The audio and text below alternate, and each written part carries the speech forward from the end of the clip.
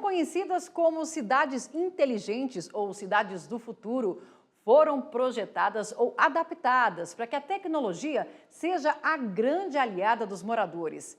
Cada vez mais países investem em soluções tecnológicas para resolver os maiores problemas dessas supermetrópoles.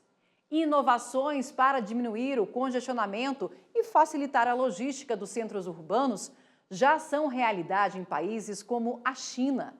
Chongqing, uma das mais populosas cidades chinesas, implantou um poderoso sistema de transporte coletivo que atravessa as ruas e, por que não, os edifícios também.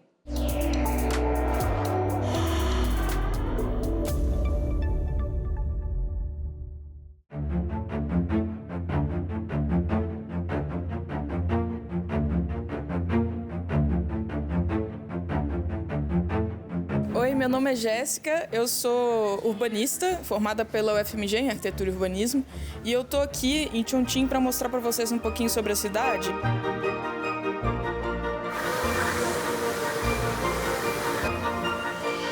Eu estudo aqui na Chongqing University um mestrado em Planejamento Urbano e Rural, estou aqui desde setembro do ano passado.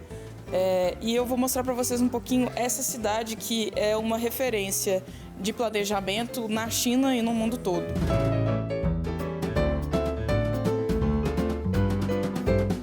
Decidi vir para a China quando, numa disciplina, eu comecei a ler sobre a história da Revolução aqui, como começou tudo isso, né? A China passou de um dos países mais pobres do mundo, muito subdesenvolvido, com arado de madeira, e hoje é esse país com uma infraestrutura impressionante. Você tem trem para todo lugar, inclusive para o Tibete, que é muito alto. Tem sérias questões de que você tem que resolver por causa da altitude, mesmo assim o trem chega lá, porque ela tem uma topografia bem complicada e, mesmo assim, uma conectividade impressionante. Agora eu estou aqui na Chongqing Planning Exhibition Hall, que é tipo um museu que mostra como que é o planejamento urbano aqui na cidade. E eles estão mostrando aqui uma das características mais emblemáticas, que é esse metrô que passa dentro de um prédio. Isso aqui foi planejado desde o início, assim, o metrô passando dentro do prédio foi planejado junto com o prédio em si.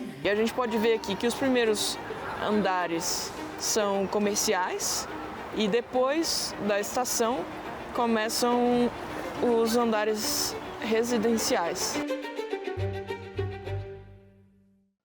E para falar sobre esse assunto, convidamos a advogada, professora de Direito Urbanístico, mestre em Políticas Públicas, Tatiana Reiner, que está na França pesquisando justamente as cidades inteligentes. Doutora Tatiana, seja bem-vinda ao Como Funciona Aí. Explica para a gente a diferença entre cidades inteligentes e cidades digitais. Fico muito grata com o convite de estar com você aqui hoje, com todos os telespectadores da TV Justiça. Bom, realmente a minha linha de pesquisa, eu estudo justamente o que são as cidades inteligentes, e é muito importante a gente saber essa diferença entre cidades digitais e cidades inteligentes. Ambas têm um traço tecnológico em comum, só que a cidade digital, o ponto-chave dela é justamente a tecnologia de informação e comunicação para fins de melhorar o desenvolvimento urbano. Na verdade, a tecnologia ela funciona como um mecanismo estratégico primordial ao fornecimento de serviços para a produção de ferramentas essenciais ou interfaces que contribuem para o desenvolvimento urbano. A cidade inteligente, ela também utiliza das TICs, né, essas tecnologias, mas dentro de um ambiente propício à inovação, com o objetivo de transformar as cidades em prol do bem-estar das pessoas. Então, esse é o ponto-chave das cidades inteligentes, é trazer bem-estar, qualidade de vida nos centros urbanos, pensando em transformar as cidades, né, em um contexto inclusivo, sustentável e resiliente, dentro também de um cenário democrático. Elas permitem criar soluções para o desenvolvimento urbano e aumentar também a eficiência em todos os setores. O foco, portanto, é as pessoas, né, e busca a solução para otimizar a qualidade de vida das pessoas dentro das cidades. Agora, a gente viu a Jéssica mostrando aí o transporte coletivo em Chongqing. Quando a gente fala em cidade inteligente, praticamente automaticamente a gente tem que falar também em inovação para a mobilidade das pessoas? Sim, Marina, verdade. A mobilidade urbana, ela se relaciona com a facilidade de deslocamento das pessoas e dos bens dentro das cidades e também com a acessibilidade para realizar suas atividades econômicas e sociais. Nas cidades inteligentes ou futuristas, a otimização da mobilidade, ela tem ocorrido justamente com o emprego das tecnologias de informação e comunicação no desenvolvimento de deslocamentos rápidos, eficientes, econômicos e sustentáveis, visando sempre o bem-estar das pessoas e a manutenção do equilíbrio do meio ambiente urbano. Então, cada vez mais, a gente pode observar um investimento na pesquisa, na ciência, em busca de soluções inovadoras para superar os desafios próprios da cidade, seja topográfico, climático, né, como a gente viu ali. Soluções que facilitem a integração entre os sistemas de transporte público e as infraestruturas cicloviárias, por exemplo, estimulando a caminhada, o uso da bicicleta. E, ao mesmo tempo, a gente vê também o desencorajamento do uso do transporte individual motorizado associado ao fortalecimento de uma cultura cicloviária local. Isso tudo na busca de hábitos mais saudáveis e sustentáveis. Agora a gente volta para a China porque a Jéssica vai mostrar que a cidade de Chongqing precisou vencer grandes obstáculos, eu diria até montanhosos, para se transformar numa grande metrópole.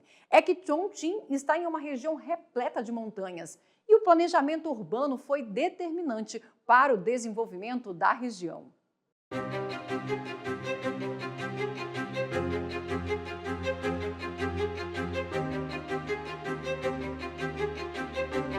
É uma coisa que é muito única, o planejamento urbano aqui é muito único. E especialmente em Chongqing, é um lugar onde é o sonho dos urbanistas vir aqui conhecer.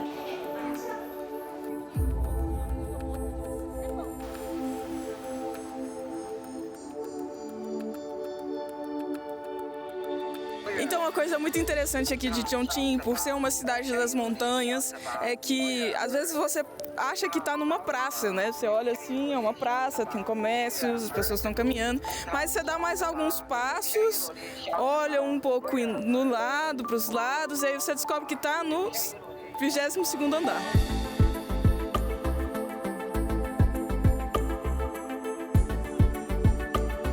E aqui a gente também tem vários meios de transporte. Vocês podem ver aqui que a gente tem um barco turístico, mas a gente não tem o barco só para turismo, a gente tem o barco para transporte de mercadorias, para os outros portos aqui, né? Chongqing tem um porto muito importante, a gente tem Wuhan a algumas horas daqui também, né, de barco, e a gente tem outros portos que são estratégicos. E além disso, a gente também tem balsas para transporte de passageiros. Além do transporte de passageiros por balsas, a gente tem, obviamente, rodoviário, né, ônibus e carro, e a gente tem os metrôs. Aqui, por exemplo, aquela ponte ali, né, Chongqing também é conhecida como a cidade das pontes. O primeiro nível da ponte é para carros e ônibus. E embaixo a gente tem o metrô. Esse metrô ele vai passar em alguns momentos embaixo da terra, e em outros momentos, saindo da montanha, né, ele vai sair também de debaixo da terra.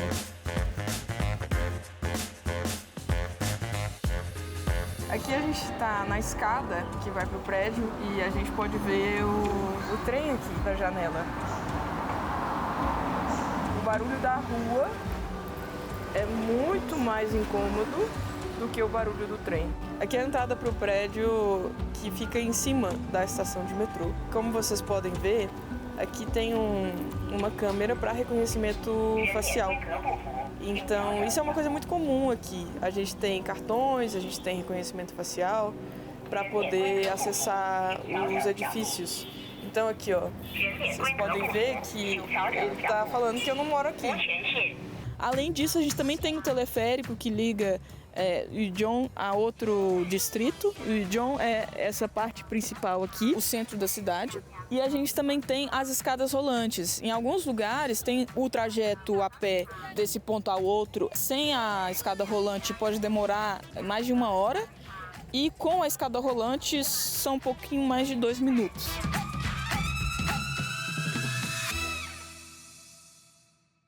Doutora Tatiana, a gente viu aí essas escadas rolantes em Chongqing. Essas cidades, elas usam a tecnologia para reorganizar aí o espaço urbano.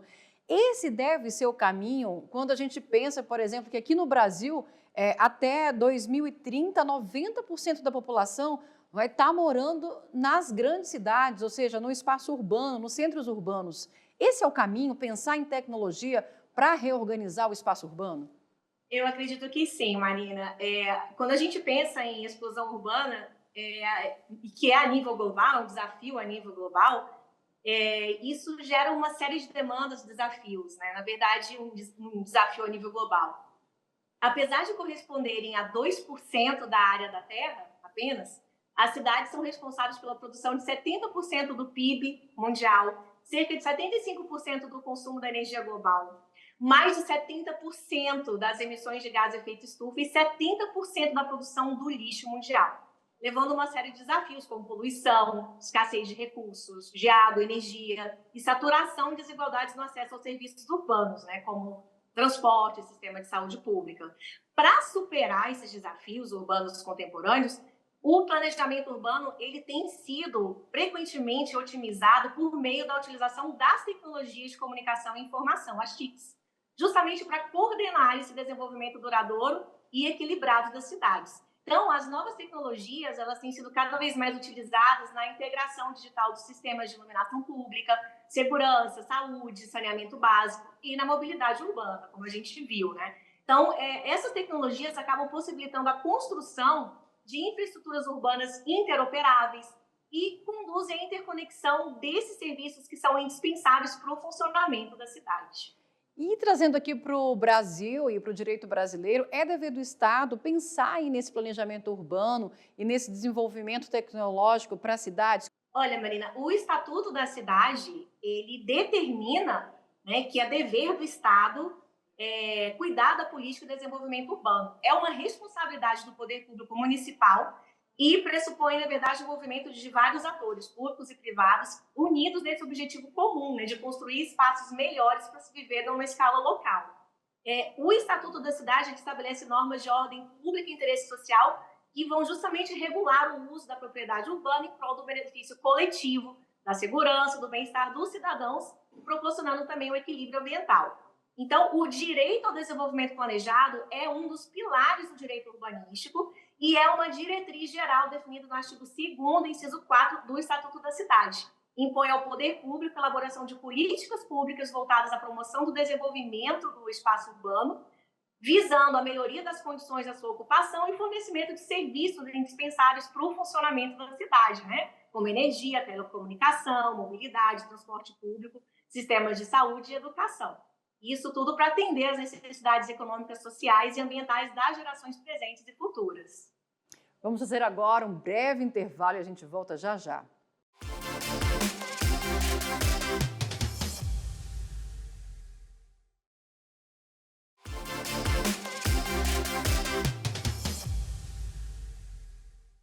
O Como Funciona Aí está de volta para desembarcar num dos países que está entre os mais inteligentes do mundo.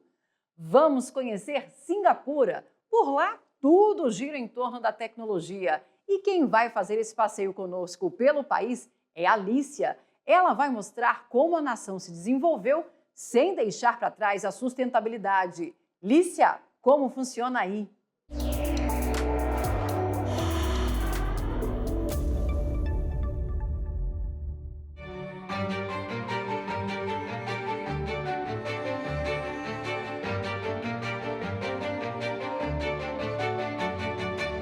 Olá, eu sou Alicia Assen, jornalista brasileira e moro aqui em Singapura com a minha família desde fevereiro deste ano. E vou contar um pouco da história desse país que é considerado o mais inovador aqui da Ásia. Singapura é referência por sua arquitetura moderna e sustentável. A cidade é repleta de prédios, porém é coberta por muita vegetação natural. Por ser arborizada e investir muito em limpeza, a cidade é conhecida como a mais limpa da Ásia. E nas ruas é comum a gente ver as lixeiras com placa solar inteligentes que avisam o sistema de coleta da cidade quando estão cheias. Outra questão importante aqui é a tecnologia. Desde 1995 já foram investidos mais de 45 bilhões de dólares em ciência e tecnologia segundo dados oficiais do governo. A perspectiva é que mais de 18 milhões de dólares sejam investidos em universidades até 2025. O valor corresponde a 1% do PIB nacional. O sistema de transporte monitorado integra toda a cidade. As viagens de ônibus e metrô são pontuais e ainda contam com aplicativos que ajudam na locomoção dos usuários. Só de metrô, são mais de 100 estações espalhadas pelo pequeno território da cidade.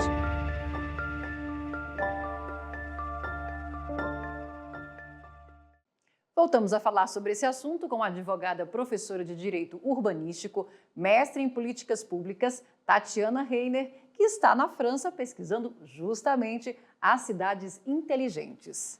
Doutora Tatiana, nós vimos as lixeiras inteligentes e a arborização de Singapura. É preciso aliar desenvolvimento com sustentabilidade? Marina, com certeza, né? É importante a gente encontrar esse equilíbrio das relações entre o meio ambiente e as atividades humanas, para ter a manutenção da qualidade de vida nas cidades. Na verdade, o uso de recursos naturais para atender uma finalidade econômica como parte de um processo de industrialização, ele deve ser sempre feito com cautela, né? Para permitir o desenvolvimento e, ao mesmo tempo, a preservação do meio ambiente. É necessário o empenho da gestão pública nas mudanças dos padrões de produção e consumo dos recursos para garantir a redução de desperdícios, para fomentar tecnologias urbanas sustentáveis, a fim de adotar condutas mais ecologicamente responsáveis, né? Como a gestão do lixo urbano, o investimento na criação de mais espaços verdes que impactam positivamente no bem-estar das pessoas nas cidades também. Então, é indispensável a gente buscar sempre esse equilíbrio. E a gente sabe que essa questão de aliar o desenvolvimento com sustentabilidade é o foco central da Agenda 2030, organizada pela Organização das Nações Unidas. Qual o compromisso que o Brasil assumiu nesse sentido em relação à sustentabilidade e à tecnologia? Sim, Marina, realmente a Agenda 2030 é considerada hoje um dos documentos internacionais mais importantes no desenvolvimento urbano, né, das cidades contemporâneas, e o Brasil certamente assumiu esse compromisso também de seguir os objetivos de desenvolvimento sustentável. A gente tem aqui no Brasil a Política Nacional de Desenvolvimento Urbano, a Carta Brasileira para Cidades Inteligentes, que prevêem justamente ações voltadas ao investimento em tecnologia e inovação para promover políticas públicas eficientes e ações sustentáveis.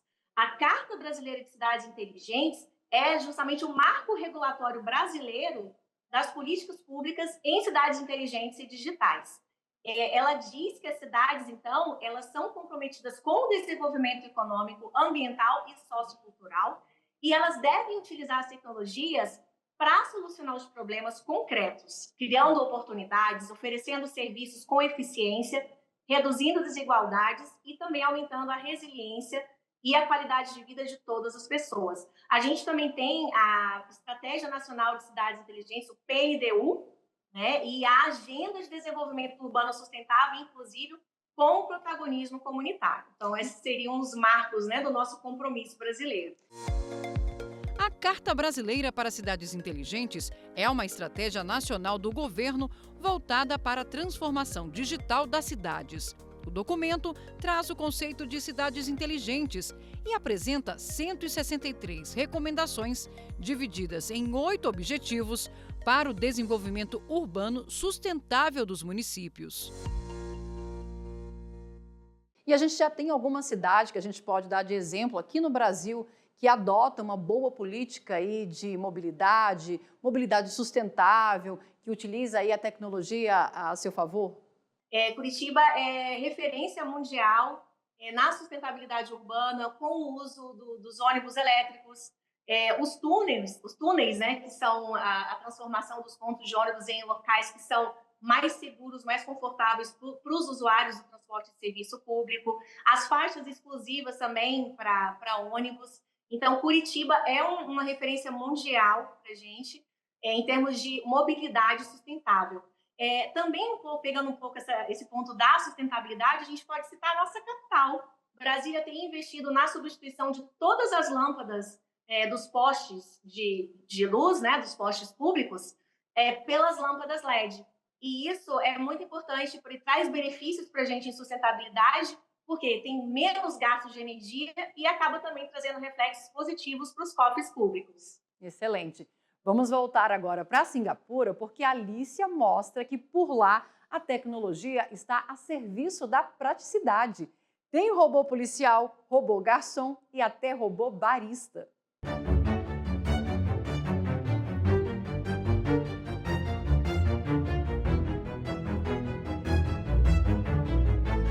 Singapura é uma ilha que não há recursos naturais. A água potável que abastece a cidade é toda importada, assim como todos os produtos consumidos aqui. Para vencer essa escassez, desde 1995 vem se investindo muito em ciência e tecnologia, e todo esse investimento pode ser visto durante o dia a dia de moradores e turistas. Mesmo enfrentando as adversidades naturais, Singapura tornou-se o quarto maior PIB per capita do planeta. Pela cidade, podemos ver circulando robôs. Eles estão presentes nas estações de metrô, em prédios públicos, ajudando na limpeza ou em shoppings, fazendo a circulação com panfletos. Alguns estabelecimentos comerciais, como restaurantes e hotéis, já os utilizam para a recepção e atendimento dos clientes. Um dos robôs mais famosos atualmente aqui em Singapura é o Ela, um robô barista que usa a robótica para preparar mais de 300 combinações de café por dia. Além dos pontos espalhados pela cidade, o equipamento também pode ser alugado para eventos. Uma coisa que me chamou muito a atenção é que aqui eles estão sempre construindo. É comum você ver por toda a cidade obras acontecendo. Por sua beleza e desenvolvimento rápido, Singapura, a ilha pobre, se tornou em um pouco mais de 50 anos um dos países mais prósperos do mundo e é conhecida como Pérola da Ásia. E vale muito a pena vir conhecer. Aproveito para agradecer aqui à TV Justiça pela oportunidade de mostrar um pouco mais desse belo país que acolheu a minha família e que conta com uma comunidade significativa de brasileiros. Espero que vocês tenham gostado. Obrigada. Alguns projetos ambiciosos estão nos planos de países como a Arábia Saudita, que promete construir uma mega cidade vertical no meio do deserto. Chamada The Line, ela terá 200 metros de largura, 500 metros de altura e 170 quilômetros de comprimento, formando uma extensa linha na região de Neom. O projeto não prevê carros, estradas ou emissões de carbono. Doutora Tatiana, nós temos exemplos em outros países do mundo que também recorreram à tecnologia de forma bem sucedida para aliar aí, mobilidade de forma sustentável? Posso te dar alguns exemplos que eu experimentei aqui, como Viena. Viena utiliza muita tecnologia para proporcionar viagens mais confortáveis para os seus usuários, investindo na instalação de escadas rolantes, elevadores nas estações e rampas também rebaixadas para o acesso aos veículos. Temos também Copenhague, já que a gente está falando tanto em mobilidade sustentável, né? Mobilidade é conhecida como a capital mundial do ciclismo urbano. Lá chama a atenção a grande quantidade de pontes exclusivas para pedestres e ciclistas. E assim, uma cultura cicloviária muito forte, um respeito de todas as pessoas que circulam pela cidade com o ciclista e também com o pedestre. Né? E Paris, eu posso citar para você, que a gente percebe que é uma cidade que tem se preocupado em se tornar mais humana, mais atrativa também para a caminhada. Então, aqui não é nem tanto o uso da tecnologia, na verdade, aqui tem sido fechado algumas ruas para o acesso de carro, permitindo que elas sejam utilizadas exclusivamente para pedestres. Isso tudo é pensar no bem-estar das pessoas e, ao mesmo tempo, também em sustentabilidade urbana. Doutora Tatiana, muito obrigada pela participação aqui no nosso programa.